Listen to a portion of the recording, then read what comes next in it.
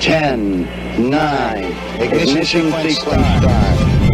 All engines are running. Liftoff and the clock is starting. Liftoff. The clock is operating. We're underway.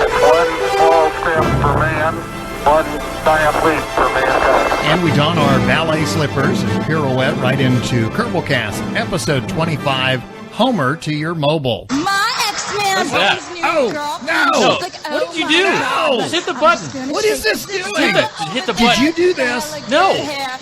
What is she doing on our podcast? Get it off. Go Just get it away. I am your LMP, that's Lunar Module Pilot Biff Aldrin, and our CMP, Command Module Pilot. Nostromo. You put that song on there. No, I know I did you. not. Yes, you did. I don't even know what it is. You're a big fan of She Who Must Not Be Named. Oh, Coming okay, up in today's program, we'll talk about our progress in the game. I didn't have my paper ready. You didn't have your paper. I was so distracted. By She Who Must Not Be Named. Dark Mushroom brings us Dark Matters.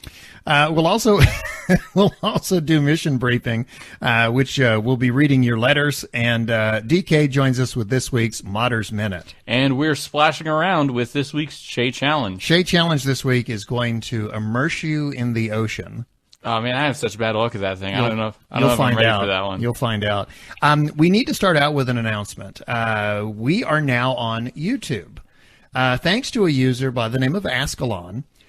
He has been asking us for some time to post our podcast on YouTube. He is deaf, and he's a big fan of the game, and he's always wanted to enjoy the podcast. And YouTube has built-in speech recognition software, Yeah, so like it will auto captioning. Yeah, it'll automatically add closed captioning. And I have been trying to figure out, because you can't just post audio to YouTube. Yeah. There has to be some kind of video, even if it's just a static image. But I had been trying to figure out how to do that. And he said to me, listen, I know how to do it. I just need your permission to do it. And so we created an account for him. And he's been uploading previous episodes of the podcast. And I went in. Have you looked at these yet? No, not yet. I went in. I was real curious to see how the closed captioning, what kind of a job it was doing. Yeah. And so I clicked on episode 1, and I happened to get back in episode 1. I talked about how one of my highlights, one of the high points of my life, was I got to meet and interview Jim Lovell. And I was telling that story. That was the section that I clicked on. And I was reading the closed captioning. Oh, now, no. I will say, considering the amount of crosstalk and considering the fact that we're throwing around a lot of terminology that isn't common. Yeah, and made up words. Yeah, it does a pretty good job. Nice. But Uh-oh. let's just say that we have our very own All Your Base or Belong to Us. I transcribed this. This is my Jim Lovell story from episode 1, word for word, the closed captioning. You ready? Okay. Okay, quote.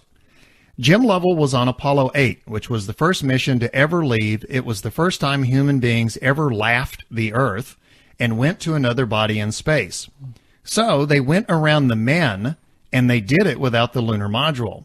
So it's a good thing what happened on Apollo 13 didn't happen on Apollo 8. But that was a very risky mission going around the man with just one engine. But I remember meeting him and that net kind Obama's contact high you can get. I was walking around for a week saying, Homer to your mobile. The real funny part was I have a copy of the book, A Man on the Man. Buy and urge I can. Okay, well, Jim Lovell has written a book himself called Lost Man, which years the book that they based the movie Apollo 13 on. I get out this hardcover Man in the Man, and there's this little split second where I can see his baseball, where it's like, hey, dummy, that's not my book. That's the closed captioning. You're turning red. They're gonna... Oh, man. We're probably going to get kicked off for obscenities. Yeah. But in case you were wondering where the episode title came from, apparently after meeting Jim Lovell, I walked around for a week saying Homer to your mobile. Do you know what's weird? Do you know what the speech recognition software is trying to interpret with Homer to your mobile? I met Jim Lovell. Oh. Somehow or the other, I Met Jim Lovell sounds like Homer to your mobile. You know what's funny is whenever that gets transcribed, you're just going to be saying Homer to your mobile over and over again. Homer to your mobile comes across as Homer to your mobile. And like, well, duh. Well, duh. Yeah. And also, and apparently I saw his baseball. And there's something called Obama's Contact High. I have no idea what that is supposed to be. I don't know. But anyway, if you want to, you know, honestly, yes. That's better than episode 1 was. I guess, yeah, that's true. Episode 1 was a little rough. Your story was good, but that segment alone, that blows episode 1 out of the water. Well, maybe we'll start getting a lot more downloads on episode 1 now or something. Yeah. Who knows?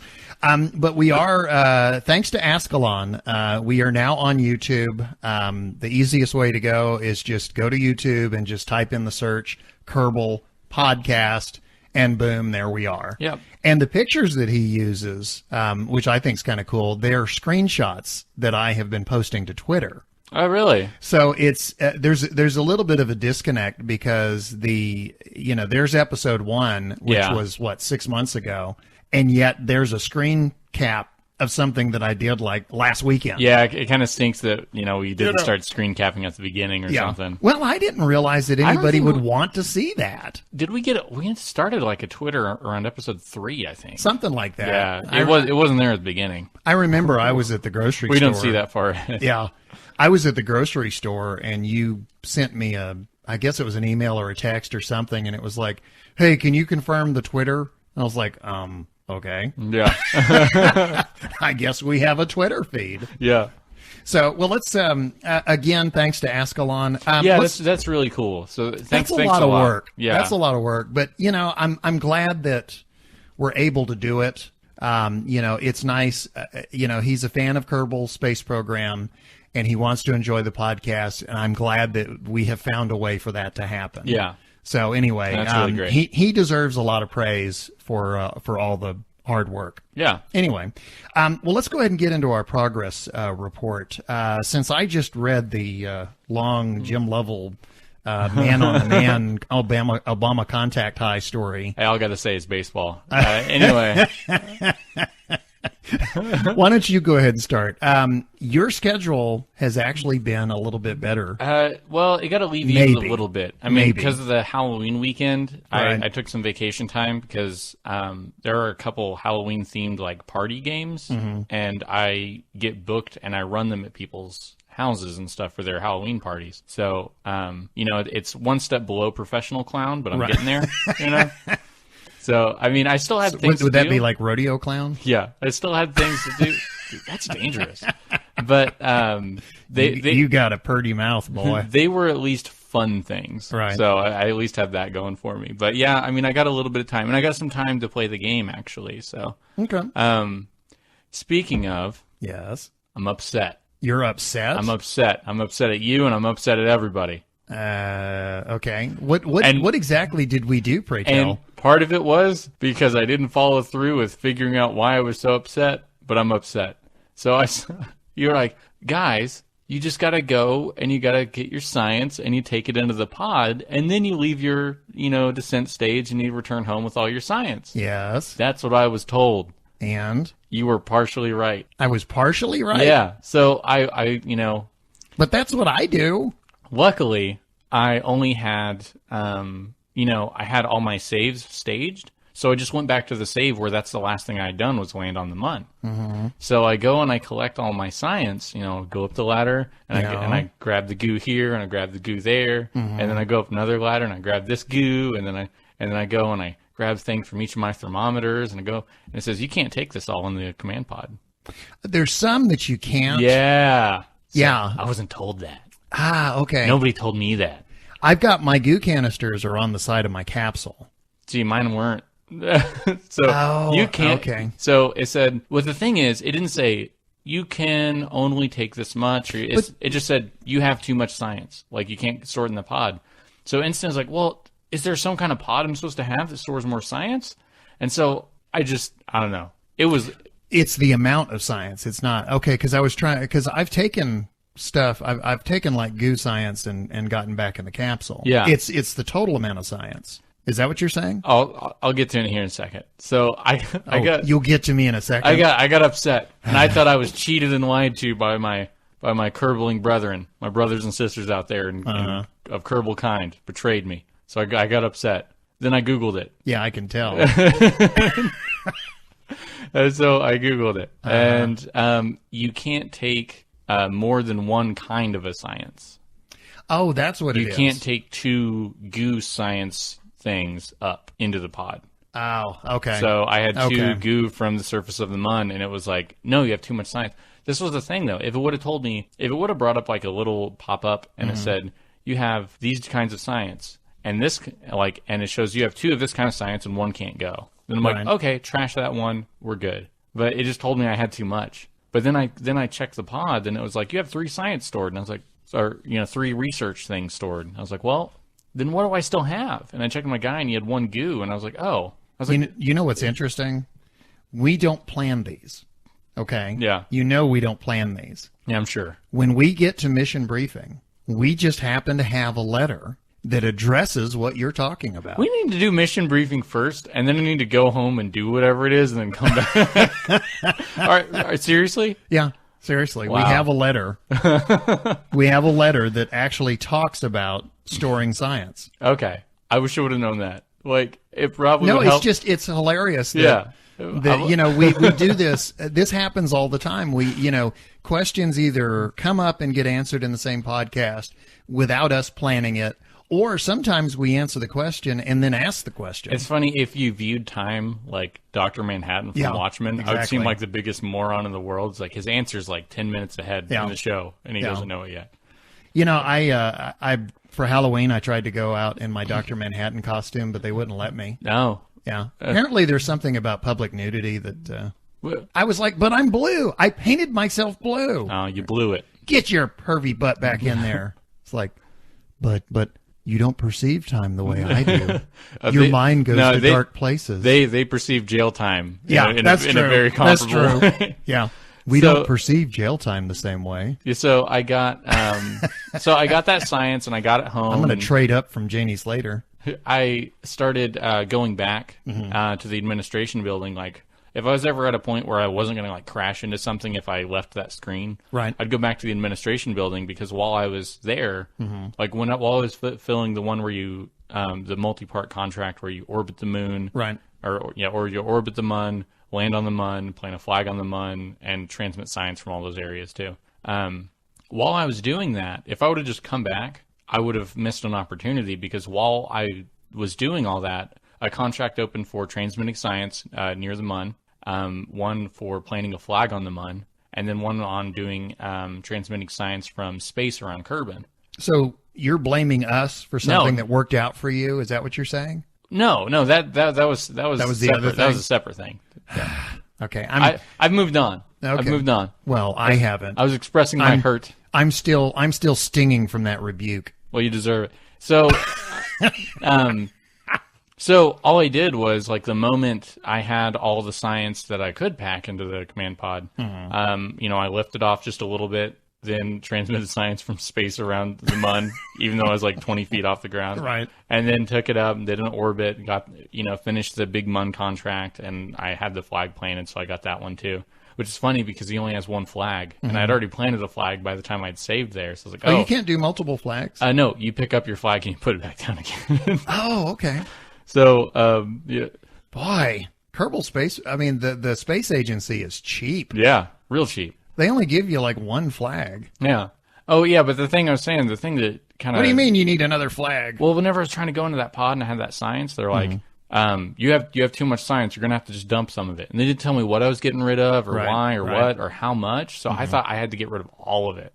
Oh. So I just quit for the night. I was like, I'm done. No. I said no. In disgust. Forget it. But so I finished all those contracts, and I get home, and I unload all the science, and I ended up getting like 500 something. Oh, wow. Yeah. So I used that That's to a good haul. Unlock, because I also have those science campaigns going. So like all the money, like the bank loads of money I was making off those contracts, all translated into science too. So I didn't really see, that's the one weird thing about doing those strategies. You don't see how much science you get till you get home.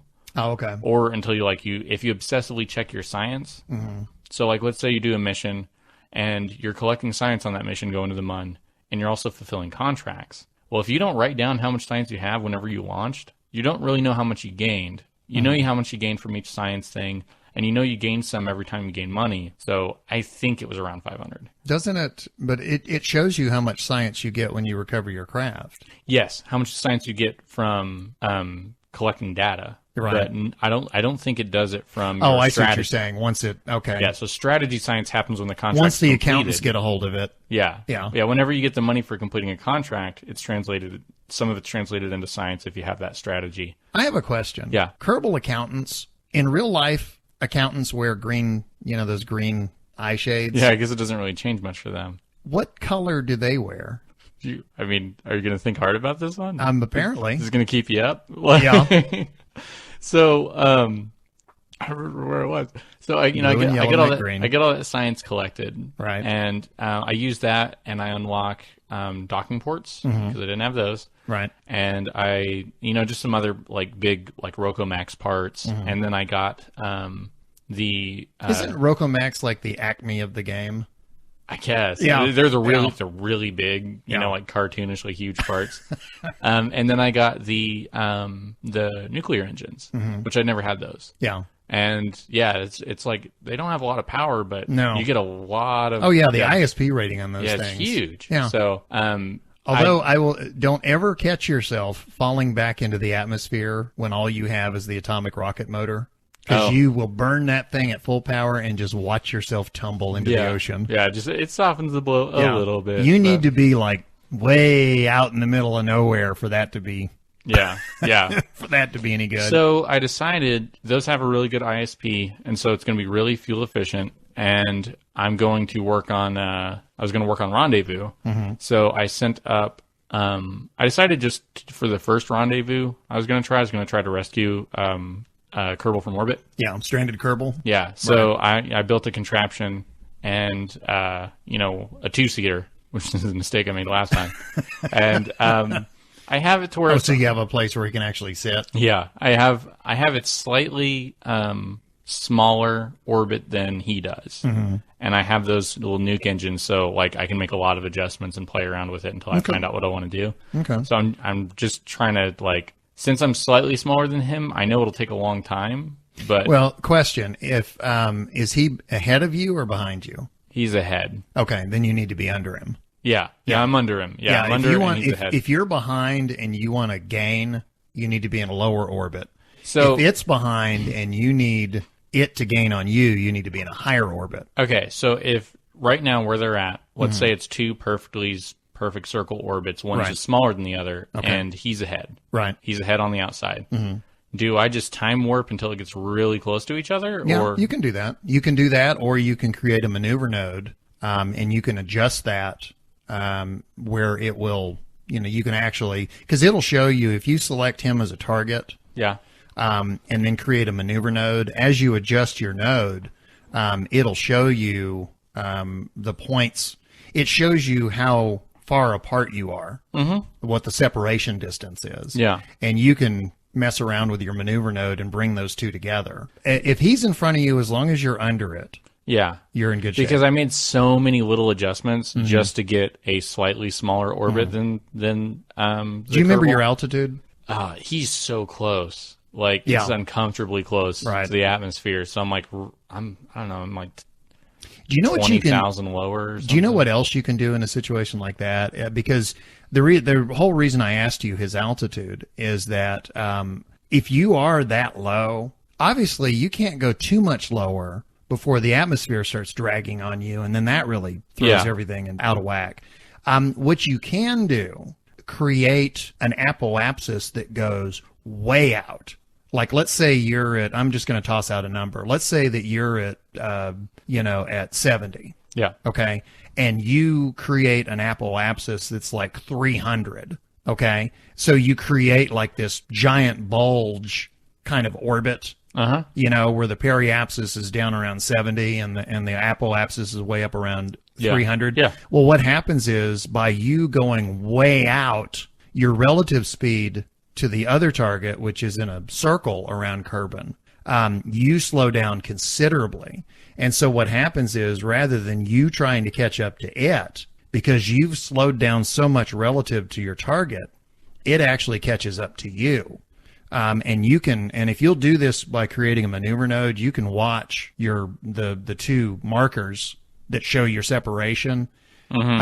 As you expand out your apoapsis, you'll see that they're coming together closer and closer. And it's because you're slowing yourself down relative to your target, which means it's going faster. Okay. And you can actually intersect that way. That's a way to get around low altitude. Yeah. Because, I mean, if you get below, I'm just going to toss out 70. If you get below 70, you start getting into danger of atmospheric drag pulling you down. Okay, because I think he's like, we're really close to 70. Yeah. If he's close to you and he's ahead of you, if you do that, then what happens is you slow yourself way down, and then he catches up to you. And depending on how far out you put your apoapsis, depends on how many orbits it takes for him to catch up to you.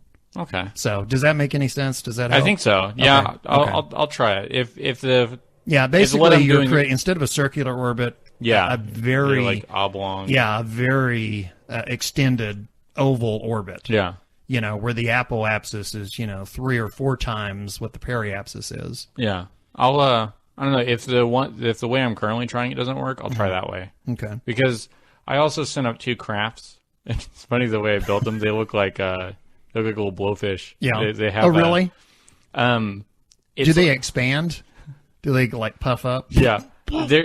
It's like the cockpit. There's the space plane cockpit, and it looks like a jet fighter. Right. Well, there's these like the second cockpit that can attach to the back of it, and it's a second seat that's a little bit higher. The goose seat. Yeah. So I have that as the only cockpit. Okay. And then I put the second seat is the only cockpit. Yeah. Okay. So it's flat on both ends. I see what you're doing. Yeah, okay. And on the front of it, I put a docking port. That's actually a good idea. So I have a docking port there, and then I have the body of it, and then I have a docking port on the back. Right. And then it has girders going out, which have attached engines and stuff, and that's what's piloting it. Like that's what's pulling it. And so it has the fuel in the center just as its own fuel source that it'll transfer with whatever ship docks. You need to tweet out a picture. I want to see this. It looks weird. It looks like Birdo from like the old Mario games. It's like it's this big cone mouth. I'm like, rah.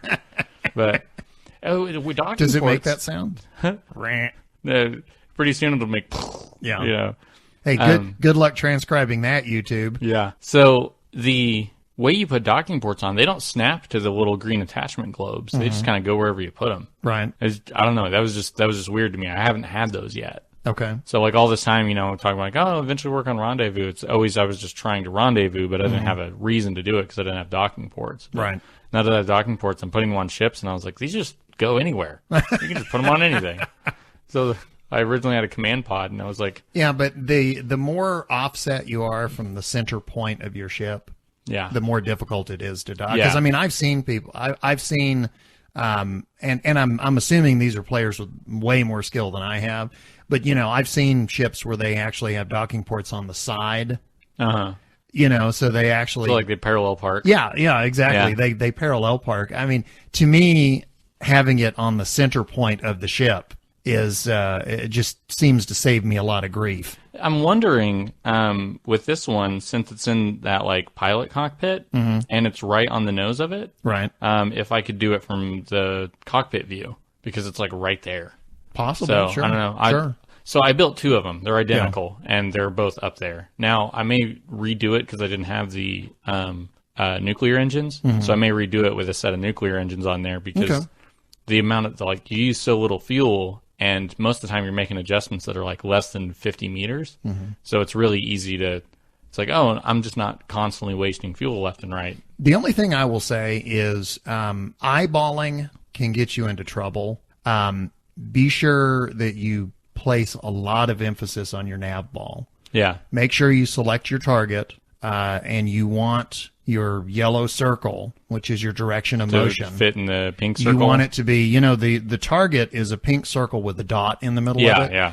Ultimately, what you want is the dot on the nav ball, which is the point, which is the center point of your spacecraft. Uh-huh. You want that to be on the dot in the center of the target, and you want your yellow direction of motion to be around those two dots. Yeah. That is a perfectly aligned docking. Okay. I mean, That's what you want. And in cockpit view, you can see the nav ball? You can see the nav ball, yes. Okay. But, depending on, I've never used that cockpit, so I can't say what the view out of it is. Mm-hmm. But I would imagine that you're not going to be able to see. Yeah, you won't be able to see it itself, but it will be a good indicator that if I can see it, I need to make some adjustments. But I'm just saying, eyeballing can be deceptive. Yeah. Especially if you're coming at it from like if you're looking at it from an angle and you don't realize it, they can look like they're perfectly aligned, and then you change your angle, and it's like your docking port is way off to the right. Oh, yeah. You see, whereas your nav ball will show you that regardless of what angle you're looking at. So that's all I'd say is just make sure that, definitely eyeball it, but place a heavy reliance on that nav ball. Yeah. Because the nav ball doesn't care what angle you're looking at. Yeah. That's always going to be the same. Okay. So it sounds like you've got a lot of progress in. Yeah, I managed to get a lot this time. Okay, cool. I actually, had some time off. So amazing what that's like, right? The amount of it was so the conflict I had. I was like, man, I can sleep. I can just full out sleep. I don't have to worry about getting called in or anything. Yeah. But then I was like, but I get to be awake too. Yeah. I was like, which one do I want more of? Yeah. And yeah. Isn't that is that's one of those things where it's like that you should be using the opportunity to get more sleep, but it's like it's fun time. Yeah. It's like, when I go to sleep, when I wake up, chances are I'm going to have to go to work or I'm going to have to do something not fun. Yeah. So there's that incentive. Well, the better thing would be to get the sleep. Yeah. But I got more fun time if I don't. But, I have so little fun time. It's like I'd been pent up inside of solitary confinement for months. It's like somebody who's dieting all month and then just suddenly binges. Yeah. No, I went off the rails. Yeah. So. Oh, wow. Yeah. No, it was. Oh, so that's what the tattoo is for. Yeah. Okay. Yeah. Okay. Yeah. I wondered who Rosie was. It's Biff and Nos forever. Forever. Yeah. We were talking about rendezvous. I came up with a tip this week that this is a good place to toss it in. Typically, when you do refueling, docking, when you do rendezvous with the intent to refuel, typically what you're doing is you're docking a smaller, more maneuverable ship with a much larger tanker, which is much more stationary and much less maneuverable. Mm-hmm. Well, if you get into a situation where you're trying to dock two tankers together, what you've got two very large, very low maneuverability crafts that you're trying to put together. Yeah. And so, especially when you get a large ship like that, the RCS does not do a real good job of pushing you around. Yeah. You need the larger engines. Mm-hmm. Well, in order to utilize the larger engines properly, you have to constantly change the orientation of the ship itself. If you need a retrograde burn, you've got to spin it around. If you need a prograde burn, you got to spin it back around. Yeah. And considering how slow these things move, that can be very frustrating and very time consuming. I came up almost by accident, I came up with a way that actually kind of gets around that. What you do is when you dock two ships together, typically you point them at each other and then you make corrective burns to get them to where they're lined up and then the two docking ports touch. Okay? Yeah. So you've got one pointing one way and the other one pointing the opposite direction. Okay? What I discovered, if you're trying to dock two very large ships together, have them both pointing in the same direction. Okay? And the ship that you are trying to control, the main ship, have it be the one that's following. Have it be the one back. Okay? So if you have, in other words, your target needs to be in front of you. And the reason I say that is that as you maneuver your ship, the one that's in behind, as you maneuver that and pick up speed, you can shift to the other craft that's in front and you can speed that one up to null out the relative speed between the two. So like if you add 10 meters per second doing a maneuver on your main ship, then you switch to the target ship and speed up by 10 meters per second, and that slows down the relative speed between the two.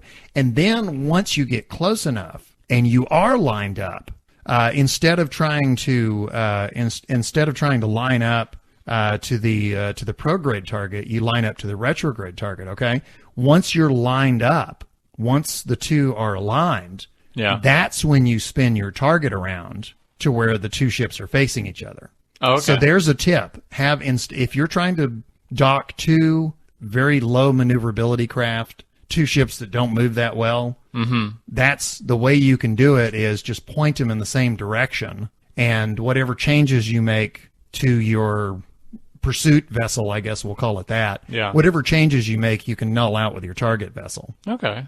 And then when it's time to actually dock, that's when you do the one spin around, and then you actually dock. So anyway, that's something that I stumbled across, and see if that works for you. Yeah. Last week I went to Ike and came back. This week I went to Dress and came back. Where are those in relation to each other? Dress is further out from Duna. Oh, okay. Dress is the next one out from Duna. Okay. It's not quite to Jewel. It's between Jewel and Duna. Okay. Okay. And it's the dwarf planet in the game. Oh, okay. Teeny tiny. Yeah. Usually when you get within a certain distance, like for example, when you create an encounter with a planet, usually once you actually get into that encounter, because once the planet actually captures you and pulls you into the encounter, you know how it changes your direction? Yeah. Once you get there, typically you can see the planet. Well, Dress is so small that when you first enter its sphere of influence, you can't see it.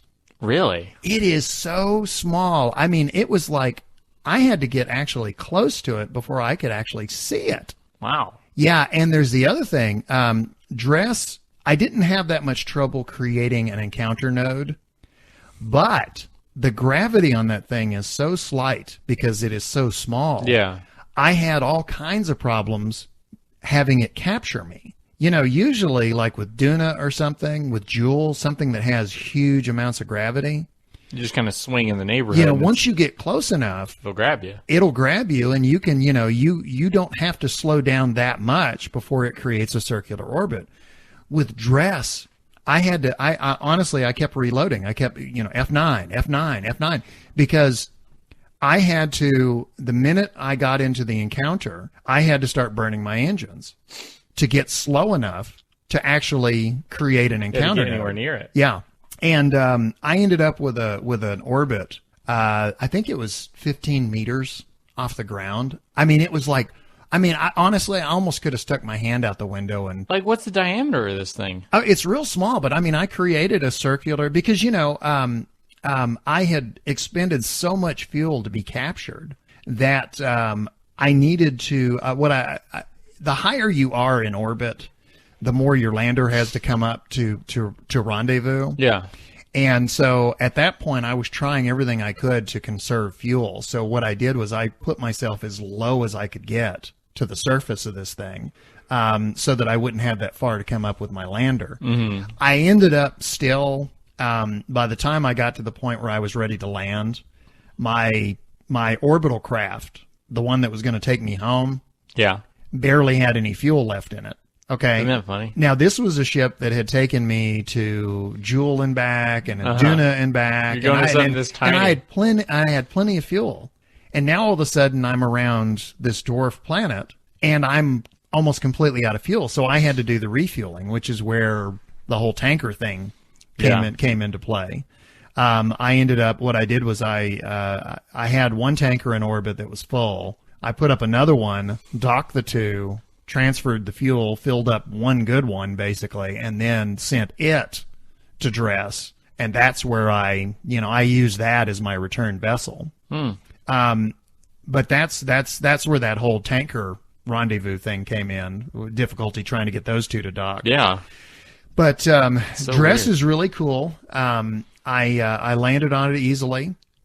I landed right on the edge of a crater. But it reminded me of Apollo 14. Alan Shepard was on Apollo 14, and they were trying to get to the top of an elevated hill or mountain. I can't remember what the it's been a while since I looked, but they were trying to get to the top of something, and they kept climbing and they kept climbing and they kept climbing, and it was like, are we there? And NASA kept saying, no, you're not there yet, keep going. And after a while they ran out of time, and they said, okay, you guys are going to have to come back. And that was considered a mission failure, that they weren't able to reach the top. When they went back and looked at pictures, they said, oh, actually, you guys were like right there. If you'd gone like, 20 yards more up over a rise, you would have been there. But we didn't know it at the time. Well, when I landed... It's going to be rough. Yeah, well, when I landed on the edge of this crater, I wanted to go up to the lip of the crater and look in. And it was the same thing. I kept climbing and I kept climbing and I kept going, where is the edge of this thing? And I finally went up and over. Mm-hmm. But that's when I really appreciated, because when I heard about the Apollo 14 thing, at the time I thought to myself, how could they not know that they weren't close to the top? Well, I just had a situation where I kept climbing, and and it's like I'd go up and over a rise, and I'd go, okay, this is it, and I'd go up and over, and no, it was just a little dip, and there'd be more incline in front of me, so I'd climb some more, and I finally made it up and over. And I tweeted out a picture of me looking down into the canyon, and the distances are very deceptive, because, from orbit, you can look down and this thing is huge, but from your vantage point on the edge of it, it doesn't look like it's that far away. Like the far canyon wall does not look like it's that far away. Yeah. But that was kind of an interesting little perspective I got. I had kind of a real life Apollo 14 simulation well, it's also, happen to me. The lack of an atmosphere messes with your depth perception. Yeah. So. Yeah. But like I said, the whole time I kept going, where's the top of this thing? Yeah. That's pretty cool. So anyway, that was interesting. It led I'll say this much, it led for a long walk back. Yeah. So, the jetpack works pretty well there, I think. Yeah. Yeah. Although, and I've gotten pretty good at that, but I still, once in a while, I'll judge something wrong, or I'll do something wrong, and I end up splattering him all over the surface. Yeah. And then of course it's F9 and and you're back to where you were. So it's Yeah. like, well, I guess I'll just walk it. But that was fun. I had never been to Dress before. Yeah, that's cool. I think I'm trying to remember if I've been to Moho or not. I think I have. I think I orbited Moho once a long time I think ago. I remember you saying something about orbiting it, but I don't think you said you'd been on it. If I have been to Moho, then that means I've been to every planetary system in the game except for Elu. And so that's where I'm going to head next. Elu looks like it's going to be interesting because it has a very elongated oval orbit. It comes in real close and then it swings way out. It's a lot like, in our solar system, we have, two planets that actually swap places a couple of times a year. Yeah. Well, it looks like Elu does the same thing. And, so I'm going to have to figure out exactly when to catch it, how to get to Elu. Yeah. But if I have been to Moho, then Elu is the last planet I have not been to. So that's really cool. And I should say planetary system, because I've been to the Joule system, but I have yet to land on anything there. Because you remember the last time, do you remember I was in orbit around Lathe? Mm-hmm. And then I think, what was it, 2.5 came out, and I redid the game and lost the guys or whatever. Uh-huh. I actually almost had that happen to me with Dress. I had been telling myself, I told you back in February I got a gaming laptop. Well, I had told myself that as soon as I could afford it, I was going to bump up the RAM in the game. Yeah.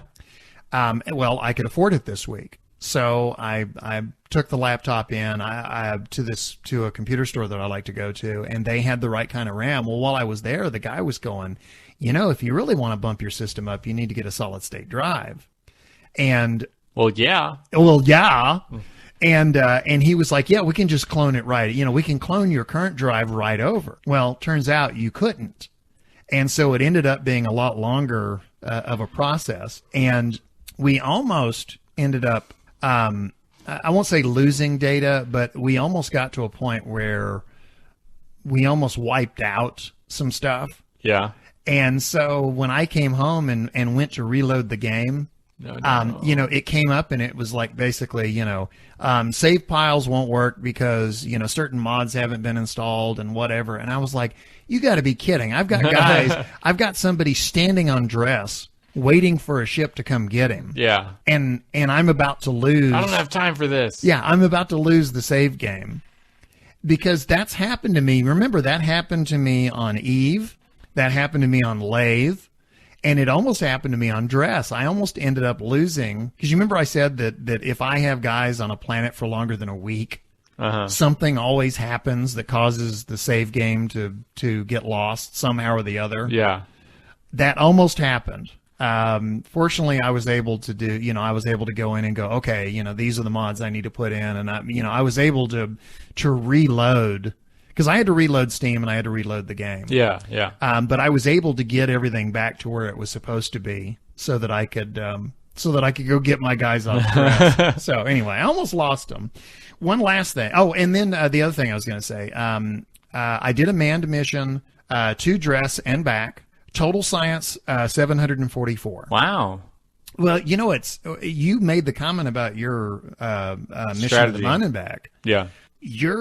The amount of science you got was 500 and something. Yeah, 400 to 500. Yeah, it's like your mission to the moon and back garnered almost as much science as my mission to Dress and back. Yeah, yeah.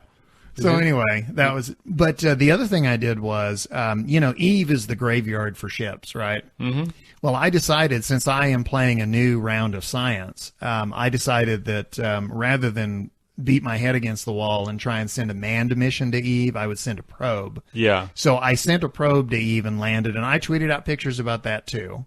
And I collected whatever science I could. Do you use that round probe core? Yeah. Okay. For this one I did, yes. Because I haven't unlocked, there's the flat remote. Yeah, it's like the little octagonal can thing. Yeah. There's the little flat remote thing that you can put on there. I haven't unlocked that yet. But yeah, I used the little round probe thing, okay. And I landed on Eve, and I transmitted my science back. So this week, manned mission to and from Dress, one-way probe mission to Eve, and what I'm going to do next, I think I'm going to send a manned mission to Gilly, and maybe this week, maybe not, but Elu is definitely on my to-do agenda. Oh, something that happened in my game it was crazy. I was in the orbital view, and I was just waiting for I was time warped, and I was watching something happen. Right. An asteroid came like close to the Mun, and it was trapped in the Mun's orbit, and like you see it swing by Kerbin, then like the Mun deflects it. But then it swung back around, and then the Mun deflected it again, and then eventually just launched off. It was the coolest thing to watch. Like, he's like, it's coming. Nope. And like the Mun just kept grabbing it and tossing it back, and it kept trying to, Was there an Aerosmith song? That actually happened here, like in real life. It happened a month or two, maybe longer ago. They showed like a diagram of like, it came in, and then the moon grabbed it and swung it around, and it tried to come back, and it swung it around, and eventually it threw it out. You know? Well, one last thing I will say, and this is another tip. When I was coming back from Dress, same thing. By the time I got back to the Kerbin system, I was down to just very little fuel. Okay. And no matter what I did, because I kept reloading and retrying, and no matter what I did, I could never slow down enough to get caught in Kerbin atmosphere in orbit. So what I ended up doing, if you find yourself coming in with a limited amount of fuel and you don't have enough to slow yourself down enough to get into a circular orbit, use what fuel you have to change your direction to where you're actually coming in right over the surface of your planet. And what happens is the surface, the atmosphere, and when I say close, I mean, like 20 meters off the surface, okay? that grabs you and it slows you down enough to bring you in for a landing. But when I came back from dress, I mean, I literally came into the Kerbin atmosphere with 0 in the tanks. Wow. So it was until I hit the atmosphere and it slowed me down enough to where I could separate the capsule and drop. Yeah. Until then, I was headed on the other way out. Yeah. I was just passing by. So yeah, if you don't have much fuel, rather than try and retro burn, just change your angle, change your direction of travel to where you're either intersecting the planet or coming in as close to the surface as you can, and the atmosphere will take care of the rest. Last thing. Yeah. You know how I've been tossing out $1 million ideas? I have one. You ready? Kerbal cards. Wait, like the Steam trading cards you get when you Exactly. Like, I was those in Best Buy exist. the other day, and I saw they have, you can buy like the Steam gift cards. Yeah. Okay. Right next to the Steam gift cards at Best Buy, there are Minecraft cards. Where you buy it, and it's the cost of whatever the game is for the PC, obviously. And you buy it and it's got a code on there and you go home and you redeem it and you've got a copy of Minecraft. Yeah. Well, what about a Kerbal card that gives you some kind of code that you punch it into Steam and it gives you a copy of the game? It's got a picture of Kerbal on it. Yeah. I mean, you're actually buying the game with the card, you're not buying like a $20 Steam gift card. You're buying a Kerbal card. Oh, okay. Yeah. You see what I'm saying? I thought it was going to be like for money in the game. I was like, I don't want to go that route. Yeah. No. It's a Kerbal card. That way you could actually gift, like you could physically gift the game to somebody. One of the things I wonder about, I mean, it's not going to be for a long time because the game's, I still want my $1 million. Yeah, it's not going to be for a while because the game's still, not completely done. On top of, I wonder. You can still buy it. You can still buy the game. Yeah. I don't know. Are you trying to take away my $1 million? I'm just saying going into like a big corporate meeting or whatever, or being on the phone with like one of their. Like Steam? Yeah, exactly. Like the Steam honchos? We want to sell, vouchers to buy this game at a retail level. And they're like, oh, okay. Well, the game's not done yet, but it's really good. And they're like, well, no. So now you're trying to poke holes in my $1 million idea. Yeah, because I want to come up with it later when the game's done and get $2 million. No, see, you got to hold on to these ideas so they have value. Oh, okay. You just hold on to them. So you're saying my timing was off? I'm just saying, shut up. That reminds me. I last week I had a bad case of the motor mouth. I could not shut up. and it was like, I even figured it out, at one point in the podcast, I was like, hey, shut up. Yeah. I said it to myself. So anyway, I apologize to anyone last week who was yelling at their, who were yelling. Which funny is, Biff, shut up. It's funny because I was the one that was over caffeinated. Really? That was, yeah. Like I drank some coffee and I was like, I didn't need that coffee. But like I realized halfway through and I was like, my heart's going to explode. Yeah. So, which, I mean, really, if you listen to a lot of our shows, it's, like you'll be talking and it's a lot of me going, yeah. Oh, yeah. And then I'll just make some little comment here and some more comment there. And, whenever it's me talking, like you'll just jump in with stuff and half the time I just keep talking. Like, You're like, I didn't hear you. Yeah. I don't care. I'll just keep shut going. up. I'll just keep going. Like I'll let you have a couple, and then if it keeps going, and I still haven't finished my story. I'll just keep talking. Yeah. Well, and that's probably the smart thing. Just ignore the motor mouth. Yeah. Either that or I pitch the next segment. Yeah. Hey, doesn't Dark Mushroom have something going? Yeah, that's true. Well, we were, the last couple, we have really been fighting the clock when we've been doing the podcast. Yeah. You do a split shift. And what was happening was you would get off your shift.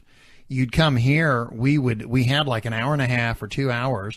You'd run in, sit down. We would start recording. Yeah. And then, it'd be like you'd have 15 minutes to get back to work. Yeah.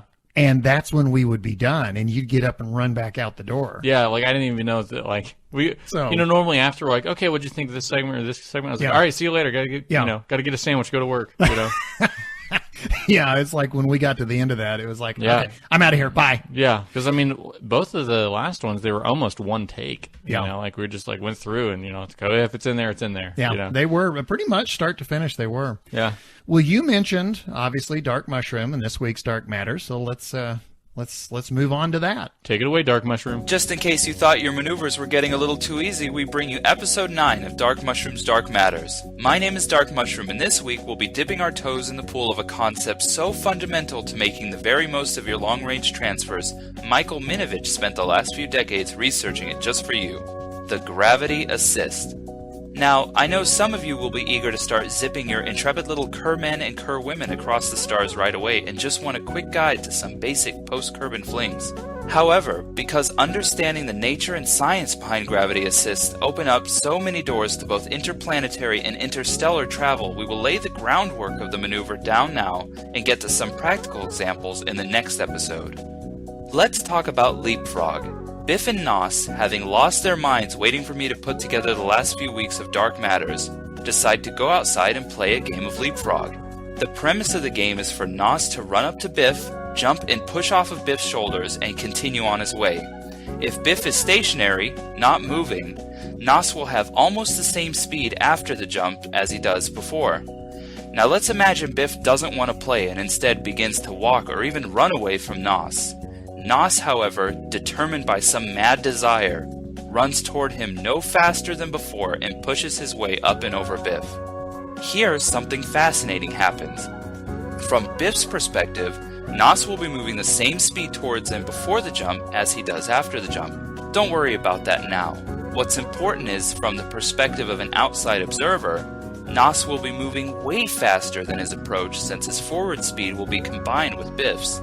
That is, if Biff was moving 1 step a second and Nos traveled 2 steps a second to catch up, Nos' speed after the jump will be 3 steps a second after his comical leap.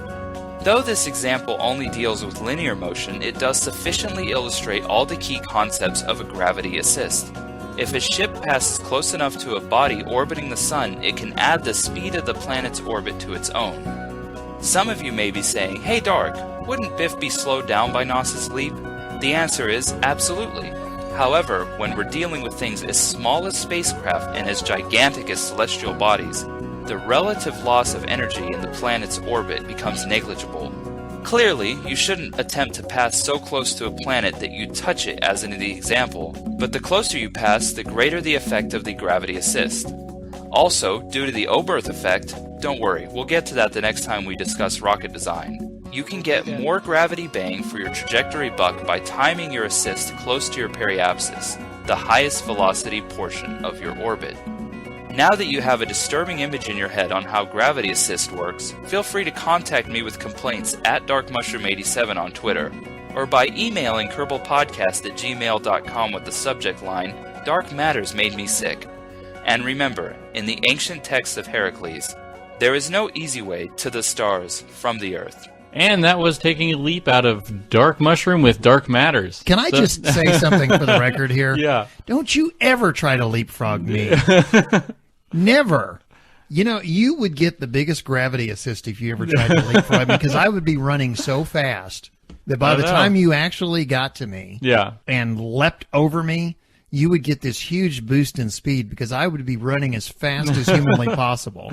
Yeah, you see someone be like chasing you down. Yeah. And also, Dark Mushroom, the gargantuan celestial body, considering that I was the celestial body in there, you're calling me fat? Is that what you were doing? He's definitely calling you fat. You going to take that from him? Well, he's obviously seen a picture of me. Yeah.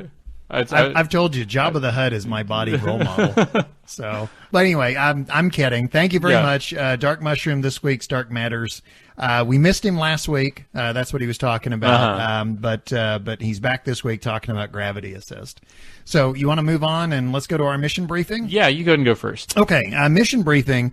Obviously, it's where we talk about Kerbal News if we have it, and we read your letters. And we'll start out with this one from Amy K. She says, "Hi guys. Listening to the letter from FIT Orion, I thought I'd recommend a mod I play with if you can pass this on called MKS. Modular Orbital Colonization with a K, system. It's an extremely well done, realistic colony building mod that is worth him checking out and may be exactly what he's looking for." Okay, this one comes from Death Saber. "Hi, idiots." Remember I said last week? Yeah, it's like somebody's going to say, "Hey, hi, idiots." Thanks for reading my mail last time. It's episode 22, I think. Your show is great, and I look forward to it every week. You should make a point of asking at least one question every episode. I didn't really have anything to comment on last episode, but maybe I wasn't paying enough attention. I've made a habit of listening to Kerbalcast in the car on my way home. Don't worry, haven't crashed yet. Actually, we used to do a question. Yeah. Yeah, we did that question for a while, and we'd get a response, like we'd have a question like, what do you think of this, or what do you think of this?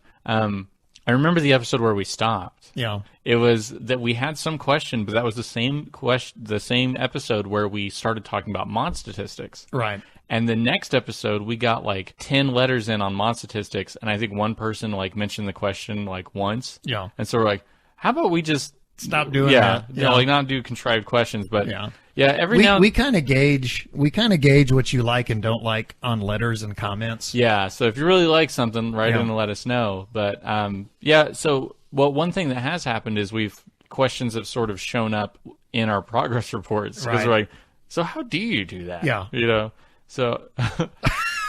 That's but happened. I mean, sometimes we'll have questions. If we ever do, we'll definitely put them out. We'll probably put them out around the Shea Challenge if we have anything really weird we want to ask. Cool. Anyway, on to my comments on today's episode. Quite a bit to comment on today. Hey, Biff, shut up and let him talk. He says, kind of joking, but kind of serious. Yeah, seriously, I had motor mouth so bad last week. In here, he says, I think Jetpack is the E key by default. I can't see the keyboard from here, but I'm pretty sure that's rotation on the nav ball. Yeah, I think when I reinstalled... It was R. Yeah, when I reinstalled, it said R. Yeah. Because you remember last week, I was saying that 5 was the default key. I had assigned the 5 so long ago. Yeah, that you forgot. That I had forgotten that I had done that. There's a couple of changes. Anytime I install reinstall Kerbal, I change the 5 key on the number pad. Turns on and off my Jetpack in addition to the default key. But the other change that I make as well, on the number pad, 9 is throttle up and 3 is throttle down.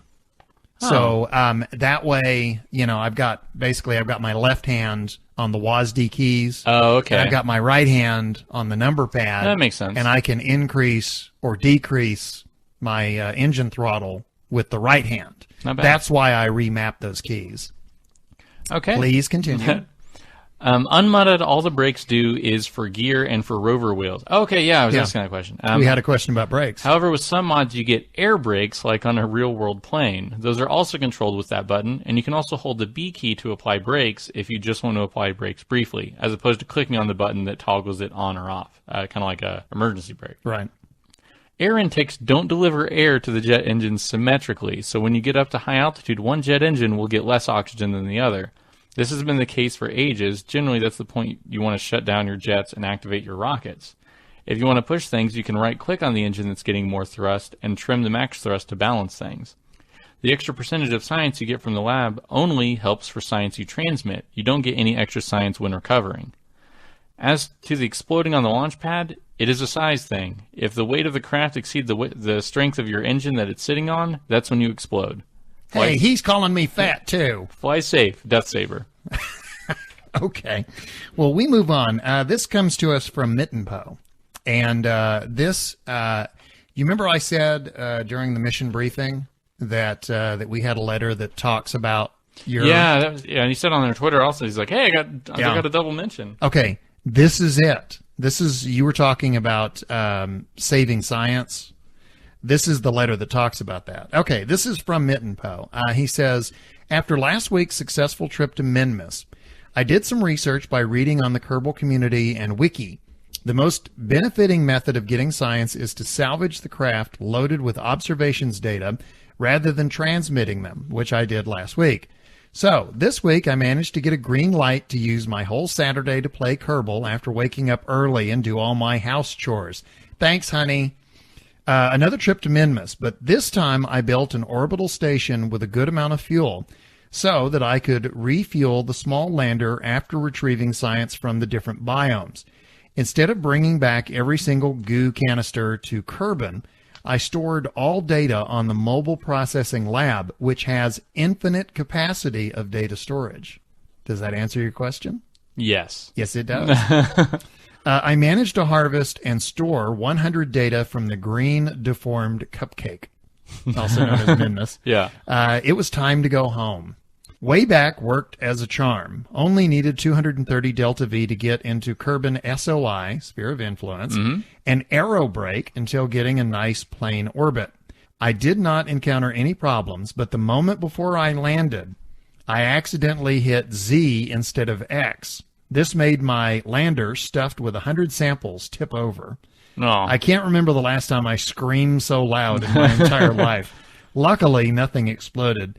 I guess that's the one downside to the Z key. Yeah. You remember I was talking about how much I wanted to have a full throttle key? Uh-huh. I guess... You get hooked on it. Because I can't tell you how many times I'm like, I just need a little bit of Z, Yeah, ZX, yeah. ZX, ZX, just to get like these little boosts. Do you know what I do way too sometimes much. when I'm in when I'm trying to talk? You switch between orbital mode and docking mode. Okay, to use your RCS keys. Occasionally, I'll still be in docking mode and not realize it, and I'll reach over. No, I'm sorry. I'll think I'm in RCS mode, and I'm not. And I'll reach over and I'll use, it's the control and shift key. Yeah, on the left side. Yeah, that raises or lowers, depending on how you're lined up, but that raises or lowers you. Well, if you're not in RCS mode, if you're not in docking mode, that throttles you up. And there have been times when I've been like, nose to nose, just making tiny little tweaks so that I can, just kiss the two docking ports together. And I'll reach over and I'll hit that, and all of a sudden I'm like at full throttle, just. Again, that's where I compliment Squad on your new explosion effects. Yeah. I've seen them on occasion when I didn't want to. Let's see, where were we? Okay, luckily nothing exploded. Salvage and back to Space Center. The result, oh good Lord, I feel like a slacker now. The result was 3,330 science points. Fantastic. Next time I will squeeze out every drop of science with the new seismic and gravioli sensors. Ever thought how amazing this game is? I'm so totally happy with it, and it's still in alpha. Can't wait for the upcoming Scope Complete 090. Happy Kerbaling, Mitten Poe. This one comes from Brian T. Suggestions for getting off Eve efficiently. I stay out too late, got nothing on my brain. That's what people say. That's what people say. Wait a minute. I go on too many dates, chuckle, but I can't make them stay. At least that's what people say. That's what people say. But I keep on cruising, can't stop, won't stop moving. It's like I got this music in my mind saying it's going to be all right. No, it's not. Because the player's going to play, and the hater's gonna hate. Baby, I'm just going to shake. I shake it off. Heartbreaker's going to break, and the faker's going to fake. Can I leave? Baby, I'm just going to shake. I shake it off. I don't think he's going to get to that Eve part. Will you stop? There's a whole nother page of this. Yeah. You know what gets me is all the little noises and squeaks and everything is in there. So I don't think that he went online and got the lyrics. I think he actually sat and transcribed the song. That's dedication. Brian T., I commend you on this. Dedication is not the word I would use. Yeah, I mentioned in the last episode how much I cannot stand the music of She Who Must Not Be Named, and how there's a new album out, and no matter what I do, I cannot get away from it. Okay? I can't turn on the TV. I can't go into a store. I can't go anywhere without this stupid song playing. And it got into my head, and it has been playing on a nonstop loop for weeks now. And so we get an email, and it says, tips for getting off Eve. And you're like, yeah. And I was like, all right. And I click on it, and I start reading. And I'm going, these aren't tips on how to get off Eve. That was clever, though. That was really clever. I was ringing the dinner bell. Okay, so you got anything? Yeah, the haters are going to hate. Yeah. Hey, all I'm going to say is this. Hey, just shake it off, man. Just shake it off. Yeah, just shake it off. All I'm going to say is this. For those who stay to the very, very end of today's program, there's a little something for you. Moving on. Letter from Jamie T. I don't think I want to stay. Stay. I was listening to your bit in episode 24 about space stations, and I'd like to give this technically would be, 2 cents on the subject, but the pound sign is here, so I want to give my 2 pounds on the subject. I assume that's it, or it's probably pence Or 2 funds. What is that? Can you see that? Yeah, I don't know. Is it 2 pounds? Or? Yeah, I think it's 2 pounds. All right. All right. Here's a question for our listeners, our UK listeners. I have a pound sign, a 0, a period, a 0, and a 2. Is that 2 pounds? That's not. But no, wait, what were you showing me? I was showing you. It says I would like to give you and what it would 2 pence. Is it 2 pence? Is that what it is? Okay, I knew I was reading that wrong. Okay, okay, yeah, because to me that would be cents, but it's pence. Or maybe okay, it's 2 quid. I don't know. 2 quid. Somebody please tell us. It's the pound sign 0.02. What is that? I want to give you my 2 cents on the subject, or whatever it is in the UK.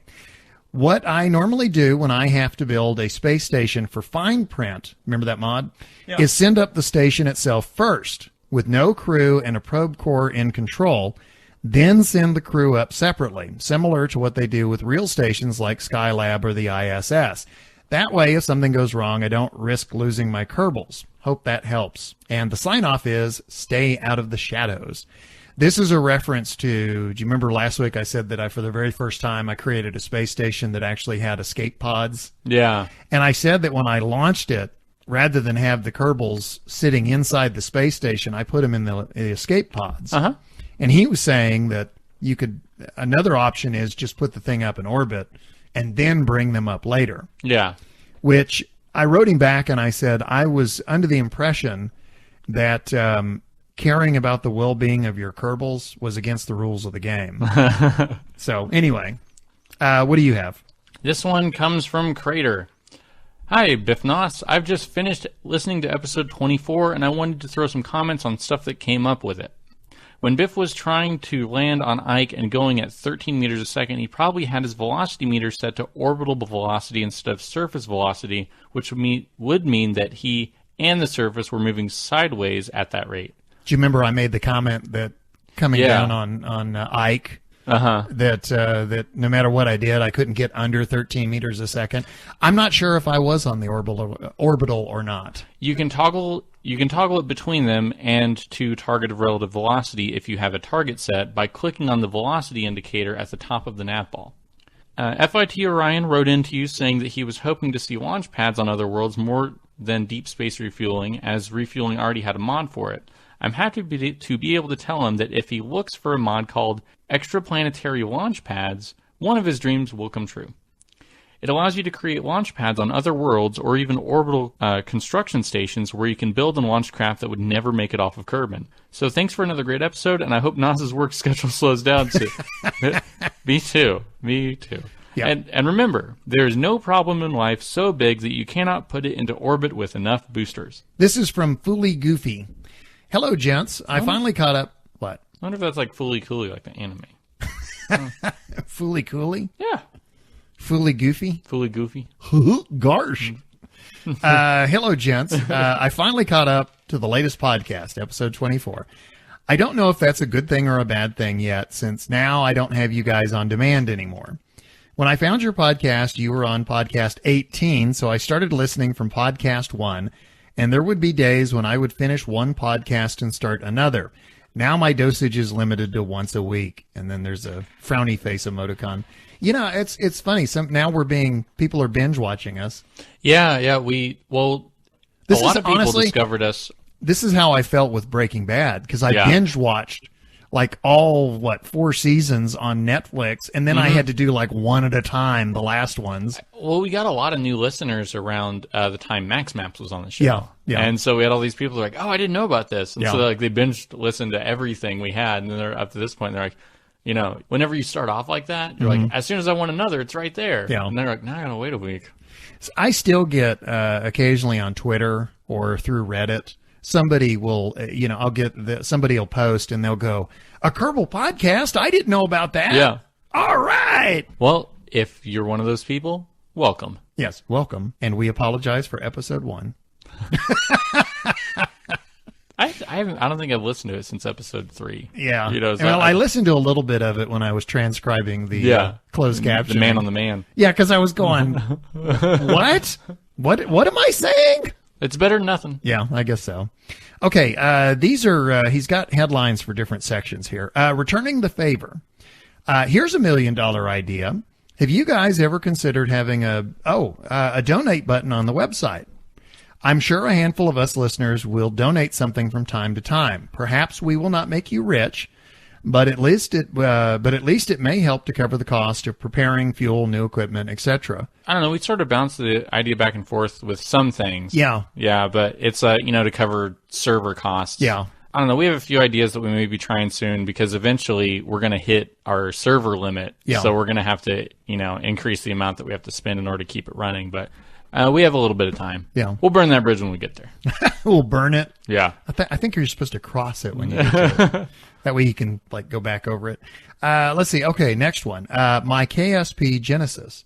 I started playing KSP in March 2014, but my computer wouldn't run it properly, so I put it aside. Then in August, I got a new PC to play the latest memory-hungry games at full settings, and for one of those mysteries of life, I said, hey, look, KSP, let me run it, and after lunch, I'll test the new computer with some heavy games. Well, up to this day, I have not played any other games other than KSP, and a smiley face emoticon. My biggest challenge on KSP was the start, getting to understand how things work, creating nodes, and building the instincts. In the end, once I had the basics of the user interface and what each part could do and understanding the instrumentation, everything else turned out okay. Not easy at times, but not frustrating either. There was a game I played before which introduced me to all the concept of spaceflight, Orbiter Sim. Okay, have you ever played Orbiter? No. Cool game. If you don't know what you're doing, though, because, I remember when I first loaded it, I was like, all right, a space sim. And then it was like, I was like all over the place. I was going, this doesn't handle like Star Trek. So, let's see. So he used the orbital sim. So KSP really turned out to be a relaxing walk on the mun. How I play the game. In my KSP dimension, I document each mission date, crew, objective, and results. After 71 missions, you can see how each Kerbal have been building a career, and some of them a specialty. Anytime I lose one, it breaks my heart, so I'm always extra careful. Recruiting is not just at random. Mr. Kerbin may make it to the astronaut center, but the courage level must be greater than 60% and stupidity below 40%. Then your first mission is with a partner like Jeb, Bob, or Bill. No solo missions or leadership roles yet after a few missions. I plan my mission and run a few simulations and tests where I build my craft and test the staging and check out that all the parts needed for the mission are in and okay. Then revert, do modifications as needed, and repeat until I'm satisfied with the craft. Once I feel confident about the craft and plan of action, I say, this is it, and time accelerate to the launch window and launch the mission. From here, anything that happens, happens. There is no reverting at this point. Ooh, he's living dangerous. Yeah. Out of the 71 missions there have been 6 accidents and 4 deaths. The team has been to all the biomes on Kerbal, Mun, and Minmus. There are 2 probes heading to Duna, another to Jewel. A space station around Kerbal, and we are preparing for the next challenge, which is building a base on the Mun. Recommendations for squad. Have the Kerbals discover a hose, because refueling once you're landed next to another craft or base is not possible. For example, if you have a base on the Mun and a craft needs fuel, and you have a tank a few meters away, if you want to transfer fuel, you will have to get both craft in orbit and dock them. Why complicate things when a hose will be a simple solution to transfer fuel between landed crafts? That's an interesting idea. I've never really thought of that. Past episodes. In the past, you guys mentioned music you listened to while playing. Go ahead. Say it.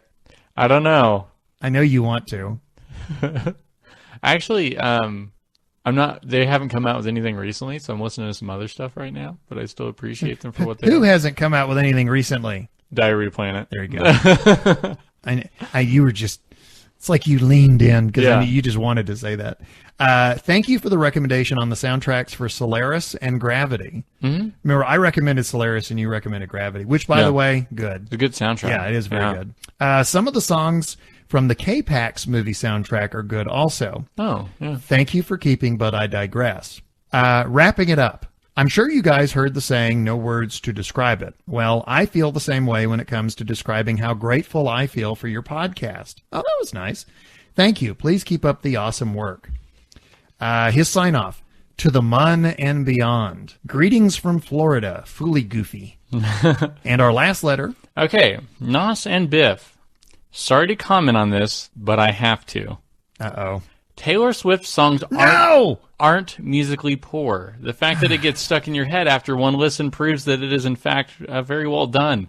The songs are popular because they are catchy, clean, and everyone can connect to them in one way or another. Personally, I do not like pop music, and it annoys me to no end that her songs are so overplayed, but I can appreciate them as well-crafted pieces. It's not bad music, even if you don't like it. This distinction is something that is often missed, and as a music buff, I believe it is an important one to make. This is Run, Phil, Run. Yeah. Okay. I'm going to call him on this because I know what he's doing. What? I don't buy it. I'm sorry, but I know what you're up to, Phil. What's Phil up to? Okay. Phil is worried that she who must not be named is finally going to get her army of minions together and they are going to take over the world. Okay. And the first thing they're going to do is have purges, and they're going to have kangaroo courts, and people like me who dared to criticize and all of her ex-boyfriends are all going to get hauled in front of these kangaroo courts. And Phil is trying to make sure that when that happens, that he can stand up and go, hey, I tried to set him right. You can't be mean to me. How much do you think about this? More than I should. That's what drives me nuts. I can't get this stuff out of my brain. Because it's like the song is not stuck. You're stuck on some weird like conspiracy theory of a concept that's going on. Do you know what it is? Have you ever A problem? found yourself... It's a problem. That's yeah. what it is. Oh, trust me, I'm well aware of that. Have you ever had like when a movie comes out or something and it's like everybody likes it but you? Yeah. And you can't understand for the life of you why something that in your mind is so mediocre is so popular. It's almost like it's like a problem. It's like a question that my brain can't answer. Yeah. It's like I hear this stuff and I go, it's so mediocre. Why do so many people like it? And then my brain just starts chewing on that. And that's why I can't let it go. So, but I know what you're up to, Phil. You're worried about the kangaroo courts. It's not going to say, you know what, Phil? When they haul me in front of the kangaroo courts. What's a kangaroo court? You don't know what a kangaroo court is? No, I don't know what a kangaroo. And right now I'm just picturing a courtroom with a bunch of kangaroos in it. Yeah, that's it. Oh, okay. Okay, cool. Yeah, and they're in Australia. On Kerbal related what they things, do is her minions will drag you to Australia. Am I the only... The judge will be a kangaroo with a wig on. Yeah. And the judge's robes. And he'll jump up and down, and they'll convict you. It's a kangaroo court. On Phil's letter on Kerbal-related thing, am I the only one who was pleasantly surprised to discover that Kerbals remove their helmets when they EVA at Kerbin? Oh, I didn't know that. Is that new? I don't know. Oh. I've never noticed that. I'll have to check that because I don't remember that. I guess that was. I guess that must be new. I also have a request for Dark Mushroom too. What are some little-known keyboard shortcuts or other controls? For example, I just discovered the little plus and minus buttons when right-clicking a maneuver node, which, according to the wiki, the right plus button will move the maneuver to the next subsequent orbit, and the left minus button will move it to the previous one. I'm going to have to check that out because I'm not sure I quite understand what he's saying. He may just be messing with us. Yeah, that's true. Actually, this whole letter could be like opposite day. Yeah, that's true. And he's like, that's he doesn't true. support Taylor Swift. They keep their helmets on, and none of this stuff exists. Are there more hidden tools like this for maneuvers or in the vehicle assembly building? Fly safe, Phil. P.S. The recent Antares rocket's rapid unplanned disassembly on the launch pad reminded me all too well of my KSP career. I bet they forgot to double-check their staging. That's an interesting way to describe what happened, the rapid deconstruction, also known as the explosion. Did you see the number of tweets and things where people were going, oh, should have hit the F9 key? Yeah. I guess if you play Kerbal, you get that kind of twisted sense of humor. So That's funny. That last letter from Run Phil Run, and thank you very much. Okay, let's move on. Time now for this week's Modders Minute with DK. Sometimes mods are done so well that the game developers realize that they can't really do much better at a certain feature than the modder did. Such is the case with this week's mod, Fine Print, which Squad has announced will be adapted for the next update and the beginning of beta. Fine Print is all about contracts, and it more than doubles the amount included in version 0.25, and sometimes these contracts have side objectives that further increase the variety. The stock contracts can get pretty monotonous pretty quickly. Well, this is where Fine Print comes along to mix things up and make you retrieve an asteroid, build an orbital station or planetary base, conduct an aerial survey, deploy a satellite, or follow waypoints with a rover, all of which can get pretty challenging. One of what I think is the best features of this mod is that it will actually give you a graphic representation of what your objective is. You get to see the planned orbital path of your satellite, or where you need to drive around to with your rover. And this is a mod that is going to be stocked with the next update, so you have a chance to play future vanilla should you want to. All right, thank you again, Modders Minute from DK. Don't forget you can find him on Twitch TV, Declarations, DK Lorations, or every Thursday at 8 p.m. Eastern. You can find him on KSP TV. Now it's time for the Shay Challenge. And what do we have? Nos has got it. Okay, so this week's Shay Challenge. For my next challenge, I've decided to stay on Kerbin, and more specifically, the ocean. That's right, it's time to take to the sea with boats. It's time to add to your list of bases with a floating base equipped with the following: 4 docking ports of various sizes, a lookout tower, solar array / power station, able to hold 10 Kerbals, a lot of fuel, and something to make your floating base unique. Just to help your boats float, I recommend using short stilts with radial air intakes on the bottom. They have the highest impact tolerance. All hail the Kraken. From Shay. I know we've talked about this before, but trying to get something to survive being on the water. It's like everything's made of like water-soluble glue. It's Yeah. like all just falls to pieces. Yeah, well, apparently it's constructed with like half of an explosive material where the other half is water. Yeah. And the minute the two touch, they explode. So I guess half the trick is just getting it to where it's like paper mache with C4. Yeah. You know, it's like I guess so. Molding clay or something. Yeah. Okay, so anyway, you're going to get wet with this week's Shay Challenge. Before we leave you, Nos has a question. Okay, so back by popular demand from Death Saber, we have a question for everybody. Whenever you get the game, let's say you had to reinstall, how do you change your key bindings? What do you change them to? Right, because remember I had talked about changing throttle up and throttle down. Yeah, so what jetpack. Do you change your key bindings, and what do you change them to? Yeah, that's a good question. I would like to know what kind of what changes do you make with key bindings, and also tell us why. Why do you do that? Yeah, just to make it more convenient, or just make it more difficult, I guess. There you go. Okay, so our question of the week: key bindings. Well, that wraps it up for episode 25, Homer to Your Mobile, which you understand now. Yeah. We want to thank our listeners. As always, we wouldn't be here without you. Thank you so much. Our regular contributors, DK, Dark Mushroom, and Shay Byram. And special thanks to Ascalon, who, as we talked about earlier, posted episodes of this podcast to YouTube.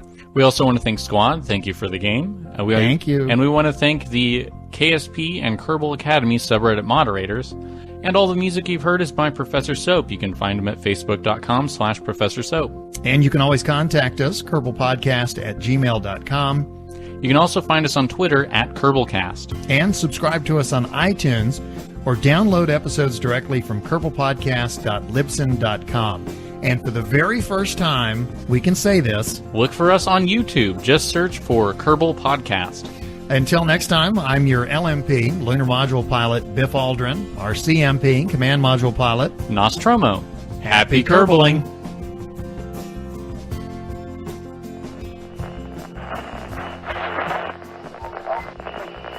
Thanks for sticking around. It's time for After the Credits. And it is After the Credits, or as Nos likes to call it, Kerbal After Dark. Kerbal After Dark. We have a little bit of space history, but before we get to this, I did want to mention we have not done After the Credits for the past couple of weeks. Yeah. 2 reasons.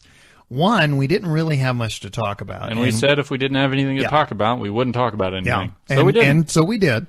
And the other thing is, as we mentioned earlier, NASA's work schedule has been such atrocious. Yeah, that we have literally recorded each week's podcast, the last two, in the break between his shifts. Yeah, like we had like a hour and a half window that we're like, okay, we need to, an hour and a half, 2 hours or something. By the way, I just hit the mic. Did you Oh, hear? hey. Yeah. The after the credits mic hit. The after the credits mic hit. The Kerbal After Dark mic hit.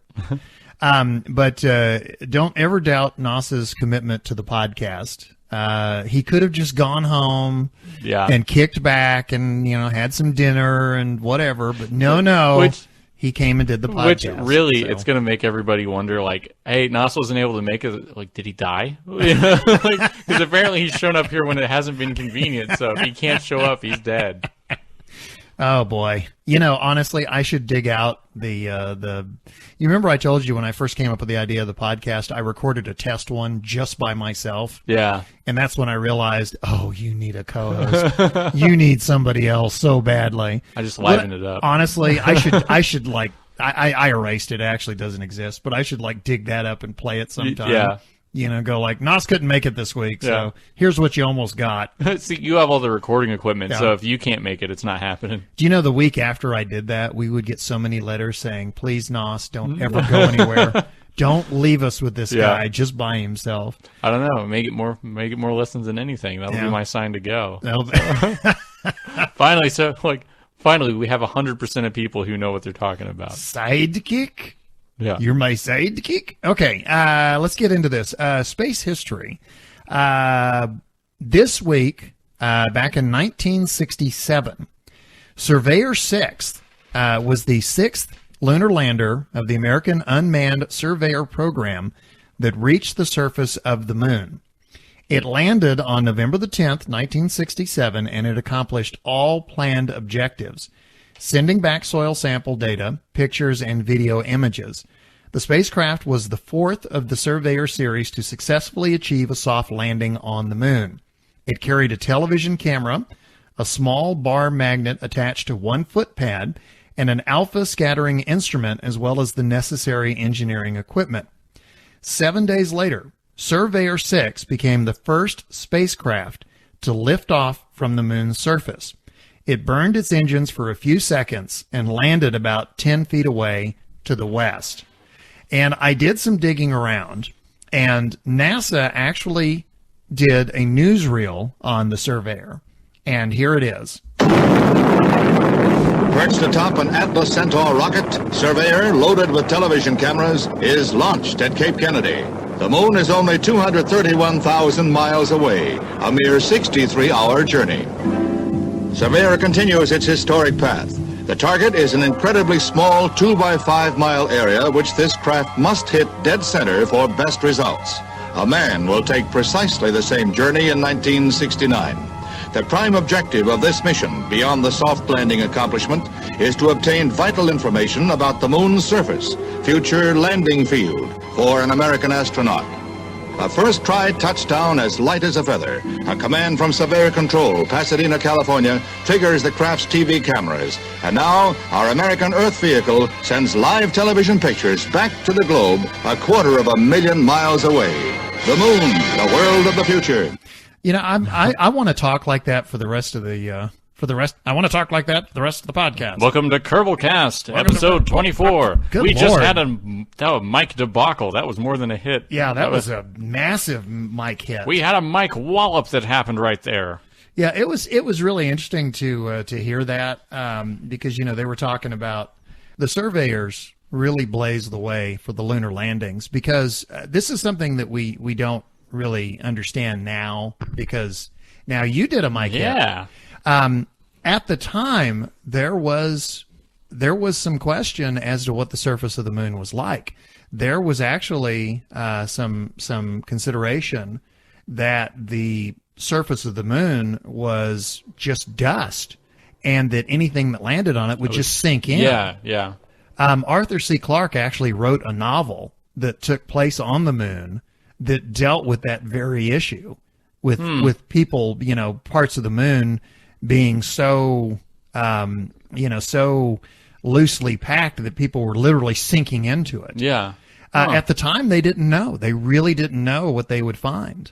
One of the things, you remember Neil Armstrong, one of the things that he said was he talked about how deep the footpads of the limb were into the lunar surface. Mm-hmm. That's part of what the Surveyor program figured out was, can it even support weight? Yeah. So that was, like I said, that was November 10th, 1967. Also this week in space history, Mariner 10. This was a big week for space probes.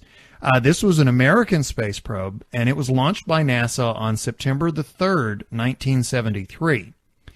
On March the 29th, 1974, it became the very first spacecraft ever to fly by Mercury. Earlier that year, Mariner 10 also flew past Venus, but it wasn't the first one that did that. That was Mariner 2 back in 1962, and that was the first spacecraft to successfully fly past another planet. The mission objectives were to measure Mercury's environment, atmosphere, surface, and body characteristics, and to make similar investigations of Venus. Mariner 10 ran out of fuel in late March 1975, and it is probably still in orbit around the sun, although its electronics have probably been damaged by the solar radiation. The reason they say that it's likely still in orbit, there is a very slim chance that some kind of orbital debris, a rock or whatever, that there's been some kind of collision or something's knocked it out of orbit and it went tumbling into the sun or whatever. Yeah. There's an infinitesimal chance that that has happened. But in all likelihood, Mariner 10 It's still just going around the sun. is still orbiting the sun and probably will forever. Yeah. Did some crazy? research. I know. It's like, I don't know how much more of a shelf life, humans have. Right. But these things that we just launched. That'll still be out there. Yeah, And the other thing is, and this is something we can appreciate playing Kerbal, it is so small that the odds of ever seeing it, like, let's say, 3 or 4 centuries from now, somebody's flying around out there. It's not like that's something they're going to look out the window and see unless it happens to be passing, 2 feet away. Mm-hmm. So, chances are it's lost for good. Yeah. But I did some research on this as well. I did not find newsreel footage from NASA, but I did find this, and it's about the same length. This is from the Smithsonian Air and Space Museum. After leaving the gravitational field of Earth, Mariner 10 began its long voyage to Mercury. The spacecraft's flight path was carefully chosen to skim past the planet orbiting between Earth and Mercury, cloud-covered Venus. The Mariner 10 cameras at close range were to show us a startling new Venus, a Venus we couldn't see from Earth. The gravitational field of Venus was used to bend the flight path of Mariner 10 inwards towards Mercury. Then the gravity of the Sun pulled Mariner towards its first encounter with the planet. In March of 1974, Mariner 10 flew past Mercury. These synchronous orbits allowed Mariner 10 to fly past Mercury a second and third time. The path of the first flyby was on the dark side of Mercury. The second encounter sent the spacecraft past the light side of the planet specifically for photography. After another 6-month journey around the Sun, Mariner 10 made its third and final encounter. And I guess we should say Mariner 10, rest in peace. Yeah. I have a question. Since you've been playing Kerbal, when you hear about things like space probes going past planets and do you have a better appreciation now for how difficult that is? Oh, yeah. Especially when you're talking about something that's unmanned. Anything that goes into space now, I'm like, oh, God, that's a huge deal. That's a huge deal. Because we talked a while back. It was like one of the first episodes, about how, you were growing up during the space race, and I was during the shuttle era, and pretty much near the disassembly of the shuttle era. We're just kind of the rapid disassembly. Yeah. So all of these things, whenever I was growing up, there were things that it was just part of life. We send things up into space now and then. Yeah. So, no big deal. Yeah, no big deal. They're professionals. They do that. That's their job. Everybody has a job. And so now, knowing everything that goes into it, for me even to launch, one of these weird looking pieces of crap that I send up there, and how much work goes into that. And I'm not even dealing with any of the factors they're dealing with, Well, when I was doing research on these two space probe missions, part of what I came up with was drawings that showed the solar system, and then it showed the orbital path of it, and it's exactly like map view in the game. Mm-hmm. And it was really something to look at that and go, I play a game that simulates that, but you really do get an appreciation for just how difficult. Yeah. You don't just leave Earth and just, point in the direction of Venus and end up there. Mm-hmm. You don't aim for where Venus is. You aim for where it's going to be. Yeah. So anyway, that's kind of this week in space history. You have something that you wanted to talk about. Yeah, it was something I just recently came across. And so, it's space related. So I figured I might as well throw into it. I was going to talk about art, okay. Science fiction art or, space related art. Okay. So, I brought them up on the computer there. I'm going to have you look at them fully. I gave you like a short tour of them. Right. But I was going to show you two Lots of them. of naked people. No, well, we'll get to that one in a second. We'll save that one Oh, for this last. is the... Okay. Yeah, so go ahead and click up the other one. Did you notice what I fixated on immediately? Exactly. Naked people. Okay, what am I looking for? You're looking for Will the Art Man. Okay, so you can find him on DeviantArt, WILL, the Art Man, one word. It's a user profile. Okay. So do you have it? I have it. Okay, now click on Gallery. Because what he does a lot of like oil paintings and fantasy stuff. You'll see a lot of fantasy stuff in there. But if you look at the left side, you'll see reverse. Click those. Okay, so I was just really drawn to this stuff. I actually know this artist and actually worked selling. Oh, I didn't know that. Yeah, I actually worked selling some of his pieces. Okay, so by the way, for everyone who's listening, the website we're on is deviantart.com. Yeah. So the thing you'll notice about those pictures is they have some sort of silhouette that's in black, and then they have all the colors around it. So this is going to be a hard one to do after the credits on because this is very visual, but that's why I described how to find it. So right. There you go, guys. So if you're looking at it now, it's actually done reverse glass. So you see that black silhouette. That was painted on the back of a piece of glass, and everything that's on there was painted on top of that. So it's painted from the foreground going out, like layered on top. Okay, I see what. Okay, now, so he painted the silhouette on one side of the glass, then flipped it over and painted everything else. No, he painted the silhouette. So you have the pane of glass. Right. One side of it's completely just glass. Uh-huh. The other side is all of the paint. Oh, okay. So painted the silhouette on and then put the next layer and next layer and next layer until you ended up with that piece. So if you look at any of those, yeah, it's painted, the way we joke about it is, you have to think as backwards as the artist in order to get it. I was going to say. Yeah. So they look... Wow.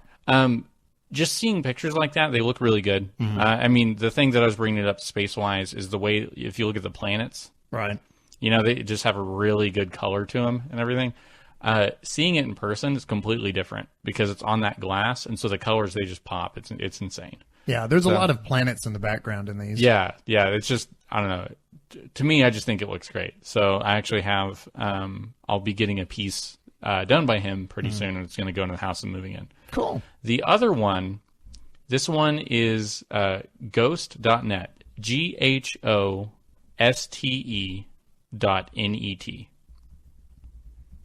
Got it? Okay. Yeah, okay, I'm there. Okay. So this one, he's actually a member of the Something Awful forums is how I found him. And he hit a point where, if I remember the story... I like this art style. Yeah, he was on dire straits as far as finances go, and he had a few art pieces, and he put them up, and the Something Awful goons, they went nuts for him, so they bought him up, and it actually helped him out quite a bit. The other art looks like paintings. Yeah. This looks like something you'd get in a comic book or a graphic novel. Yeah. So the other ones, they were just kind of like had a planetary look to them. These actually all carry a theme, and it's the set of art that he's doing is called Bodies in Space. And it's what would happen. He basically takes what would happen if your spacesuit opened up while you were, on a spacewalk, like out in space. And instead of like just basically doing it as one thing, there's multiple different images, and each one shows a different thing that would happen to you. Which one are you looking at? Okay, this guy just went up about 400 notches in my book. He did a cover, and it looks like a cover for a comic book. Uh-huh. Have you ever seen a movie called Manos Hands No, of Fate? I've heard of Manos Hands of Fate. Though. He did a comic book cover for that movie, and the brides of Manos is in the background, and the caretaker. Oh yeah, that's the shape of a giant hand. Yeah. So yeah, the bodies in space line that he does. Manos, the Hands of Fate. So they'll do like one that's micrometeoroids, and what's actually cool is if you order it from his site, the ghoste.net, Ghost, right. And the artist is Nathan Host. If you order off of his site, they're on this amazing like quality print paper. Like Right. if you order prints, and it actually comes with a card that says what the thing is that painting's about. So it was just another artist that like I just recently got some of his stuff in, and it just looks great. So I just wanted to give a shout out to him too. Just the Manos, the caretaker's name was Torgo. You're still hooked on the Manos thing. Yeah, well, that if you've ever seen that movie, I mean, worst movie ever made. Yeah. That's one of those phrases that we toss around a lot. Uh-huh. It applies. Yeah. Okay. Plan 9 from Outer Space is like Gone with the Wind compared to Manos, the Hands of Fate. I strongly recommend watch the Mystery Science Theater 3000. Okay, yeah. If that's on there as an option, then it's not that great of a movie. Because honestly, that's the only way to get through that movie. If you actually tried to watch that movie straight, yeah, you would probably be like tying a noose about halfway through it because you couldn't take it. Okay, let me put it this way: worse than Armageddon. Yeah. So those are just two artists that I have had pieces. I'm either having a piece done by them or I have ordered pieces by. So if you want to look at what we're talking about, folks, deviantart.com, and the other website is Ghost, GHOSTE.net. Yeah. And some pretty interesting stuff. Yeah, the user you're looking for on DeviantArt is Will the Art Man, which is all just one word. All one word. So that's all the kind of art stuff that I've been doing. Well, we wrap it up now for after the credits, and I said that if you stuck around to the bitter end, I had something for you. Well, here it is. This is what I'm going to leave you with.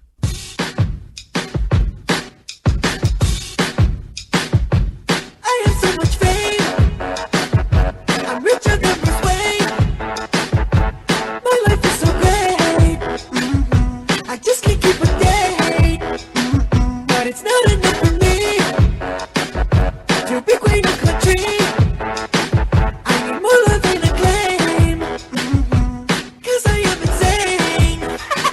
I'll make pop music that's straight bland and useless, and use my double cuteness to expand my fan base to a bigger size.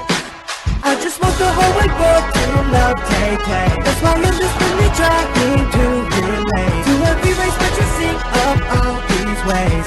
Make it stop! Make it stop! I have absolutely no rhythm, it's sad. When I dance it look like a paralyzed rat. Hypnotizing you is sad, oh that you can.